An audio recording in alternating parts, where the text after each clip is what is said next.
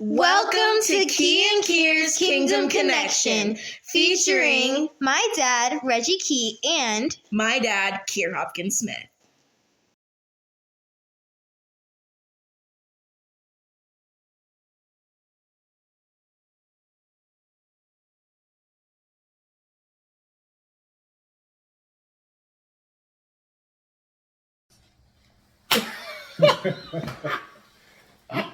We finding out new stuff. We finding some stuff, ain't we, brother? New technology. Oh man. my goodness! It's the clap on, clap off. Who knew that the '90s was gonna catch up with us like that? Who knew? I just hope it don't clap off. We don't need to clap off while we're talking about fatherhood today. Oh yeah, brother. The spin has been spun, and fatherhood. Oh, where do we start? We always got something to say about that. yeah, we do. Yeah? We do. I think just because of us being fathers, it makes it, very in our face, right? Mm-hmm. Yep. And you're blessed with 2. I'm blessed with 4, and without them, obviously, we aren't fathers without them. Hey, even more than that, I knew this from when I was a kid because I wanted children since I was in middle school. Same. I remember. Matter of fact, I think it was like 6th grade. I'm not trying to compete with you. Oh no, it was middle school. No, it was 6th grade. Same, bro. I mean, it's out here though. But I remember they had us write an essay, and one of it was about our family, and I started projecting into the future, like what I wanted for a family, based off of what I had, and then based off the Cosby Show, right? Okay. And so I see that. what I remember that carries out into me now is, well, I didn't say this as a 6th grader. I wasn't that, In tune. But what I say now is, I can't be the man that I'm supposed to be without children. Yeah. Because there are some things that I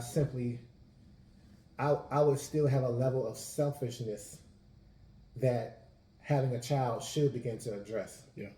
I would still have a level of some unseen things, some generational issues that I wouldn't.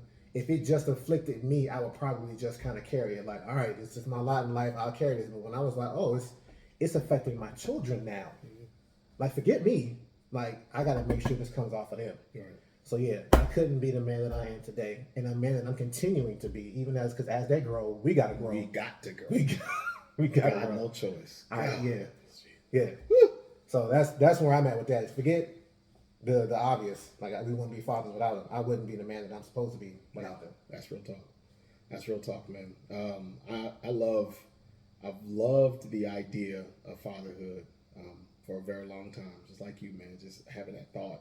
I knew that I would have a family. I knew it. I didn't have that anointing of singleness for the rest of my life. No. I knew I'd be married, and I knew eventually the Lord would bless me with children, and thankful for the growth that has come and through the idea of fatherhood. And I know that through our paths, I thank God for one that God has put fathers in my life, or men who had to take up the role of fathers, right, in my life, and has helped introduce me, because as my children went through phases, I looked for the men who were fathers whose children have already been through those phases. Yes, sir. Because I needed to glean. I needed to learn. I wasn't one of those rogue agents that was like, no, I'll figure this whole thing out by myself. No, sir. I need you to lay out every pitfall. I need you to lay out what could or could not. You got to tell me how the children is, how the males are, how the females. I need to know it all, bro. Yeah. I had to glean because I wanted so much to deposit greatness in my children that I felt like was not given to me. Yeah. Right. And I knew that it wasn't a lone situation. It took a village. Yeah, it reminds me, it's so cool that our eldest sons share the same name. Yeah, baby. Because your son being, what is he, like 4 years older than my son? My son is 15 now. Your son is 19. He'll turn 19 in April. So in April. 3 and some change. Yeah, 3 and some change. So I remember when my Josiah was getting into this teenage thing, and I knew that it was coming. I knew what I was to my dad when I was a teenager, and I did not want that for us. But still, I didn't know how to navigate it. And it took me coming to you and you saying something really plain to me. You asked me a question like, have you ever told him, because my father passed away a couple of years ago, and he was like, have you ever told him how you felt Like, if you could go back and change things with your father when you were 13, would you do it? Have you ever told him that? And I said, no, I never told him that. He was like, let him know. And that, in combination with some other things, last Easter, last Resurrection Sunday, really caused us to have like a face-to-face, heart-to-heart moment that broke something. And it's been smooth ever since. Yeah. But it took me talking to you. It took me talking to some other men who had teenage boys. Even though they don't have my son, there's still some things that just, Yep. He's starting to smell himself. Right. I'm been smelling myself. Right. But at the same time, like, bro, it's only one alpha male in this house. Had to let him know. Only one. It could be only one. I know what you're becoming. I know what you're growing into. Right. But we're gonna have to find a way to coexist. Right. While I give you the space to be you. Yeah. And that's the thing that I needed to give him space. My dad didn't give me no space. Yeah. He was like, "This is my Yeah, son." yeah. He was like, "Bro, can you? Yeah. Can I get some space?" But he was probably, what's the word? Compensating for his father was present, but physically present, and he knew what that felt like. So he was always trying to like spend time with me. And I was like, "Bro, like, Yeah. I need you to back off." Yeah. Real talk. Yeah, real talk, man. And as you have that dynamic, every family, obviously every family's makeup is going to be different, right? But I love the dynamic of you having a son and a daughter, because now you got to tap into multiple sides of yourself. Sure do. Right? Because you know how easy it would be if we could raise all of our children the exact same, right? Whether they're male or female, but knowing that because we're raising a king and we're raising a queen, right? There's a different way by which you have to approach one versus approach the other. There are the ground rules. It's got to be the same for each. We got that part. Right. But because we watch them and we pay attention to them and we look at them and we see the proclivities, we see their pitfalls, we start seeing their nines and their zeros, right? And we start recognizing them, and now we have to figure out how we're approaching them. And having the daughter side was different because my son, that's a little Simba. I'm Mufasa and Simba. Boy, I'm gonna teach you how to roar, right? But then I realize that I got some Nalas, and I'm like, okay, you're not really roaring. Let me ask you this. Okay. How old was Josiah when Silver was born? 2. So at that point, having raised this 2-year-old boy, did you think he was all right like this parenthood thing? I pretty much got this. Because he was easy to raise. Yes. The firstborn son named Josiah was easy to raise. And he fooled me though. I was like, man, this parenthood thing is all right. You said, He's like, all right. I was smelling myself. I'm like, and then Maya came. Yeah, baby. And Maya said, oh, you think you? Mm-hmm. Mm-hmm. Nope. Nah. I'm a pull. You're gonna pull some stuff you didn't know was there. Right. You're gonna get to know your father in heaven better. Right. Because and it's not that she was like a terror, but yeah, she just wasn't Josiah. Yeah. And I'm thankful for that because again, the dynamics of who she was had to change the dynamics of who I was. I couldn't remain static. I had to be like, okay, I gotta shift up because this one is not this one. If I can borrow this, is this off screen? Yeah. This is the thing that I tell about I tell everybody about the difference between my son and my daughter. Mm-hmm. I can put some bass in my voice. Josiah, don't touch that. Oh, I heard that, Dad. I got you. Yeah. 2-3 years old. Okay, I got it. Maya, don't touch that. Daddy, this? No, you don't want me to touch this. And I'm like, oh. Who is this little girl? You feel something, right? And I'm about to catch a case of a 1-year-old. Yes. But and that's remained consistent in her.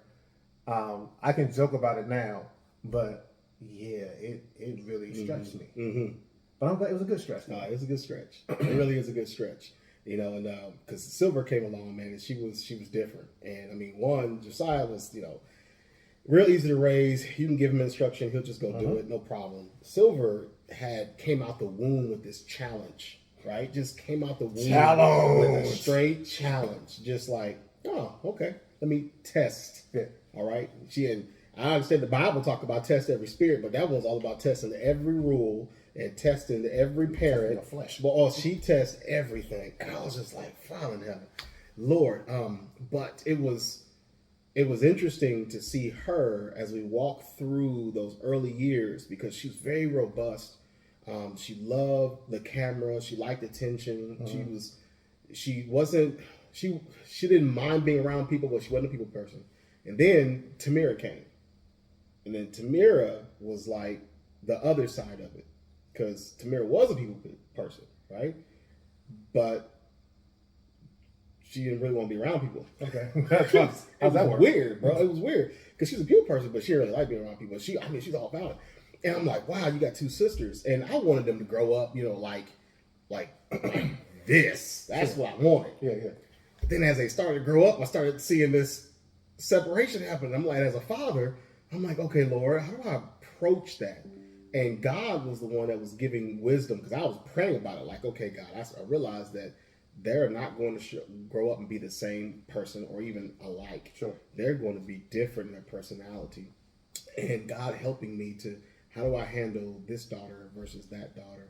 And then still engage my son so that he can learn to be a man, but then raise daughters so that they can learn their biblical roles and understandings and their anointings. Man, I tell you what, like you said, it caused me to be very flexible. I had become extremely flexible.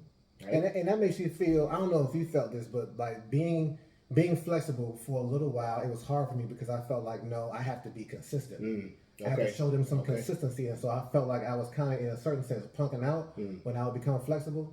But I understand, like, it's this place of being both at the same time. Yep.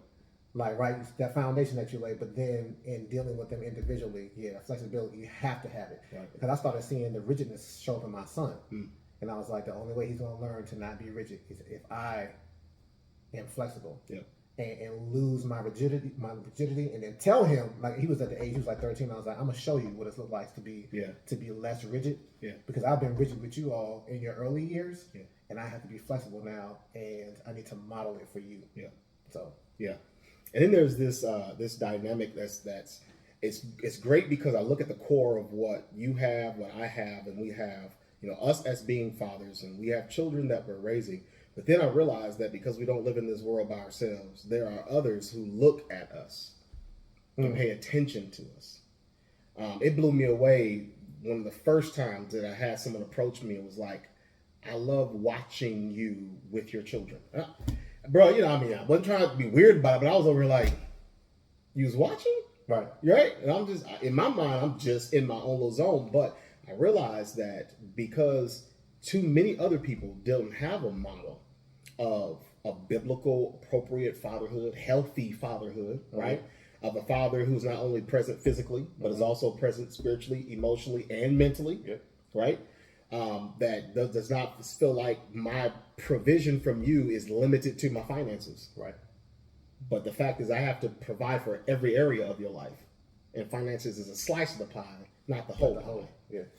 And when folks was watching that, man, that it didn't it changed my behavior. Actually, it made me want to reach out to more, either men who were already fathers or even those who were becoming fathers. Yeah. To help them in the process and say, listen, there is no written in stone book for being a father. If there was, your child would, you have to throw it out. You'd be like Moses, like you said, break them right on the mountain. You said, done. It's like there's no book, but there are principles. Yeah, there are principles, and I wanted to get as many men or young fathers or older fathers. Like, listen, we did a in prison ministry. I did it for 5.5 years. It was called Inside Out Dads, and it was teaching these prisoners that either one had a year or less, and then some who had triple and quadruple life sentences and would never get out. Yeah. But yet they had children. How to teach them how to connect with their children. That you're a father, whether you're in prison or not. Yeah. And they still need you. If you still draw breath, they still need what you have. But I got to help you to see the quality and the value of what you do have so that you can appropriately give it to someone else. That's something deep, though, because you said you're a father whether you're in prison or not. And I know, I don't want anyone to say, well, I'm not in prison, so I don't want, that's not really relevant to me. Everybody has some type of mental prison, right? And that's the part that once we kind of figure out what our bondages are, we owe it to our children to free ourselves. Yeah. But we can't do it ourselves. It's Holy Spirit. Right. Where the Spirit of the Lord is, there is liberty. And in that freedom, that freedom provides flexibility. But yeah, there are so many different limitations that I think the trickiest thing as a father, and even as a husband, but we're talking about fatherhood today, is to walk out these vulnerable moments in front of the people who you're supposed to be covering. Yeah. That's tricky. Yeah. And I think a lot of fathers try to put up a shield, like, let me go behind the veil, you can't see this. Right. But I have noticed that when I became vulnerable with my children, admitted my wrongs, gave them opportunities in the right timing, because when I give you instruction, that's not the time to be trying to be like, well, I don't know, I don't agree, Father. Like, no, that's not the time. That's not the time. I need you to obey. Yes. But then coming back and giving them a space to, okay, now let me know. Now that that's passed, let me know like what I could have done better. Let me know what your thoughts were. Yeah. And I'm not saying that it's going to change how I do things. It could, but just giving them the space to do that. Yeah. And to say like, okay, to take the hit. Like, all right. Yeah. That's the Christ anointing, to take the hit. Because I even felt like I'm doing this, to take the hit. That's what we're called to do, to be that extension of Christ. That's something that none of us saw. We know what he did, and we're to model that. Christ is our brother. We do have a father, but he did nothing except what he saw the Father doing. That's right. So that's John 5:19. Yeah. And so that's the thing right there. That's if you can get inside that, you stay right here. Yeah. You see, this is your zone right here. You stay right there. Stay in there. But it's beautiful because of what it produces. We can be fathers who can work and produce healthy young men who can become healthy fathers, right? Because that right there, bro, as you know, that is the breaking of the curse. Yes. Is I will be the one who raises a healthy young man to become a healthy father if God permits it. Mm-hmm. That he won't have to be under the surgery knife like I had to go to. Yeah. Okay? I had to. In order for, and the Lord spared me, so he did a lot of work on me before I even had children. But I want my son, and my sons, plural, I want them that when the time comes, they're walking in whole and not just put back together. Yeah. I'm not saying that you can't do it if you put back together, but that's not what I'm pushing for. Shouldn't have to do that. Right.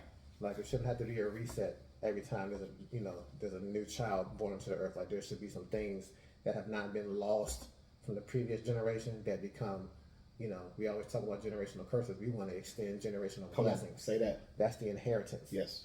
A good man leaves an inheritance to his children and his children's children. That's right. And it's not just financial. Yeah. And it's a part of it. But you and I agree, there's spiritual riches. Their connectivity with God and with the Holy Spirit, we know will walk them greater distances than even if we left them $1 billion. Yeah. That was the scariest thing I remember when Josiah was born. I just wept because I was like, I'm responsible for this brother getting into the kingdom. And I don't know how that's going to work. I don't know when it's going to work. But I wept though. Yeah. So it's nothing to take lightly. I mean, nobody enters into fatherhood taking it lightly, but I think it's worth just saying again. Like it's work, but it's a good work. Yeah, it is good work. It's a good work, and I'm glad we're doing it. And I'm glad we're able to do it together. Come on, bro. Hey, we might have to do a part 2 on this one. That's real talk. We might have to get. If you want to see a part 2, hey, hit us up in the comments. Please, because we can rock and roll with fatherhood. All day. Man, it's good stuff, bro. All right. There it is.